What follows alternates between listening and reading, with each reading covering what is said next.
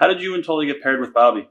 Because you guys were great talkers. Did you feel you guys needed a manager? Or? No, but the beauty of it was at that time, we were scared to death that Vince was going to do what he did with a lot of guys, or most guys, change their character. Right. But he didn't. Gave us a different name, obviously, but didn't change our look. And when he put Bobby with us, the only guys Bobby were managing at that time was Haku and the Giant. And those were, well, the Giant was the Giant, for God's sakes, and Haku was the top guy.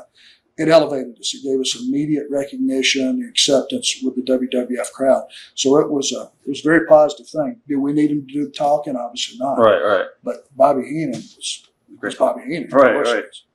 What was Hulk Hogan like in the locker room at the time? All business.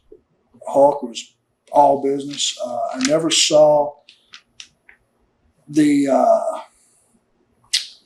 what's the word I'm looking for? I never saw Terry Bollea. I always saw Hulk Hogan. He had his own locker room. He stayed there. When he came out, it was time for business. When he went back in his locker room, that was the end of it. I never saw him in a different light other than that. He was always a gentleman. He always said hello, always shook your hand. He just didn't get to know you personally because he had, again, him as a champion. Imagine if my schedule was what it was. How many days off did he have? He was doing personal appearances. He's on Leno. He's on Letterman. He's doing all these different things. Well, those all had to come on a day off. So he probably didn't have a day off for God knows when. All right. Now, your first series of matches over there with the Rockers, did you see potential in Shawn Michaels at the time? Both of them. Performance-wise, they were the best team we ever wrestled. Yeah, great matches on Saturday Night to Main Event and stuff. Oh, God, they were so good. They were better than the Rock and Roll Express from a work rate level.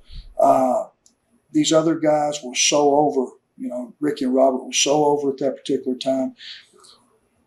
It's the same scenario but different because Shawn Michaels could do anything. Good Lord.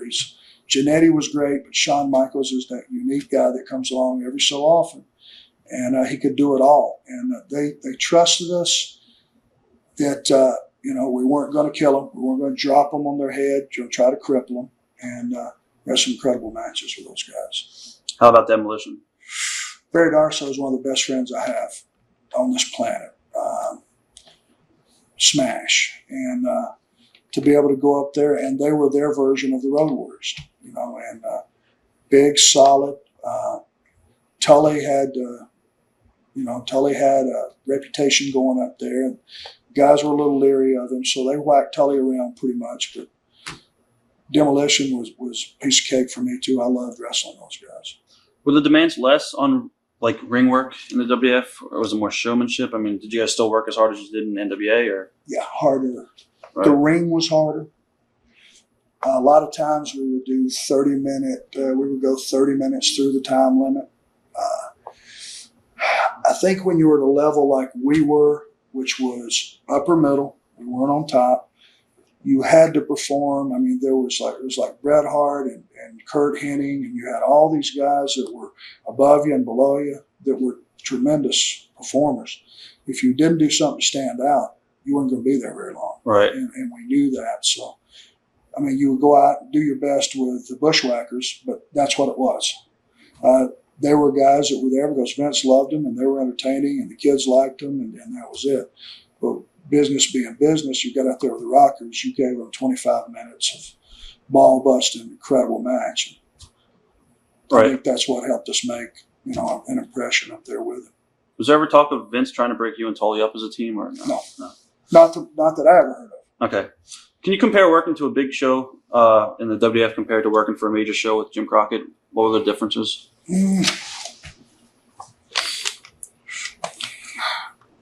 WWF is night and day, period. From the lighting grid to the pyro, to the clarity of the picture, to the way it's promoted, to the way it's built. It's an event. It's not a wrestling show, it's an event. Jim Crockett, it was a wrestling show. Vince he has spent the money to put together a product that's unparalleled. That's all I can tell you. And the production qualities and the organization, that's it. What are your memories of your first matches with Strikeforce at WrestleMania? We only wrestled him one time. That's it. The one time at the show. And again, performance quality, who's better than Tito Santana and Rick Martel. Right. The one thing I hated is it wasn't budgeted for much time. And on those shows, that's the way it goes. You don't have a lot of time. It was real short. I think the quality of the quantity was good, but it was a one-time gig and we never wrestled them again. Right. That kind of disappointed me because Could have had some good matches. would have loved it. How was it dealing with the exposure in the WWF at the time compared to the NWA?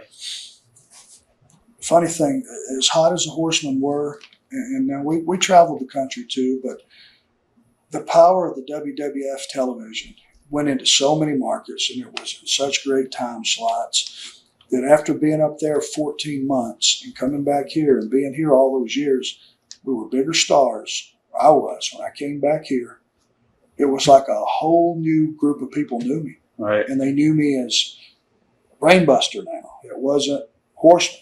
They knew both, but the strength of his TV at that time through syndication was just so much stronger. We relied mostly on cable, few syndicated markets. I think he was syndicated in 300 markets or something at that time.